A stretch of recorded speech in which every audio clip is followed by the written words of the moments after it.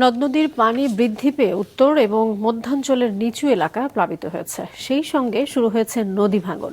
গাইবান্ধা ও সিরাজগঞ্জে নদীতে বিলীন বহু ঘরবাড়ি ও জমি। আর পদ্মার পানি বাড়ায় রাজবাড়ীর অনেক এলাকা ডুবে গেছে। এদিকে দক্ষিণ পূর্বাঞ্চলেও বেড়েছে নদ নদীর পানি। নিম্নচাপের প্রভাবে থেমে থেমে বৃষ্টি হচ্ছে চট্টগ্রামের বিভিন্ন এলাকায়। বৃষ্টির সাথে বাড়ছে গোমতী, মুহুরী, ফেনী, সাঙ্গু ও মাতামুহুরী সহ বিভিন্ন নদ নদীর পানি। এদিকে দেশের মধ্যাঞ্চলে নদীর পানি বাড়ছে। রাজবাড়ীর দৌলতদিয়া গেজ স্টেশন পয়েন্ট এলাকায় পদ্মার পানি বাড়ায় প্লাবিত হচ্ছে বাঁধ সংলগ্ন নিচু এলাকা। গোয়ালন্দ উপজেলার দৌলতদিয়া ও দেবগ্রাম ইউনিয়নের বিস্তীর্ণ এলাকা প্লাবিত হয়েছে। ফলে নৌকায় চলাচল করতে হচ্ছে এলাকাবাসীকে।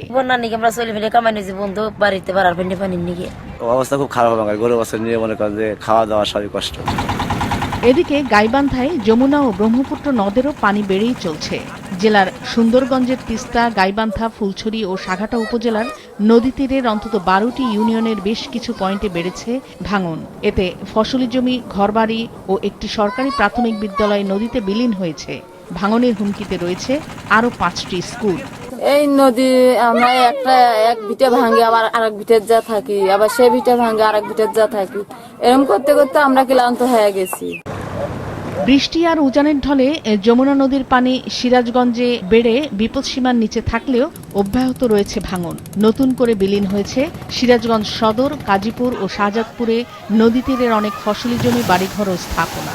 পানি আরো 2-1 দিন বৃদ্ধি পেয়ে বিপদসীমার কাছাকাছি যে পানিটা আস্তে আস্তে কমবে। পরবর্তীতে আবার যখন বৃষ্টি হবে তখন হয়তো পানি বৃদ্ধি পেয়ে সেটা বন্যার আকার ধারণ করতে পারে, এরকম একটা আমাদের কাছে ইনফরমেশন আছে।